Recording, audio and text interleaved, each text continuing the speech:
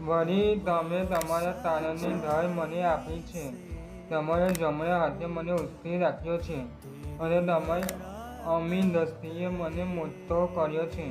તમે મારી ચાલવાની જગ્યા ખુલ્લી કરી છે, જેથી મારા પગ સહેથી ગયા નથી. હું મારા શત્રુઓની પાછળ પડીને તેઓને પકડી પાડીશ, અને તેઓનો નાશ નહીં થાય ત્યાં સુધી હું પાછો ફરીશ નહીં.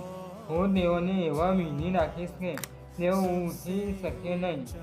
તેઓ મારે પગે પડશે, કેમ કે તમે યુદ્ધને માટે મારી કમરે સામર્થ્યરૂપી પટ્ટો બાંધ્યો છે.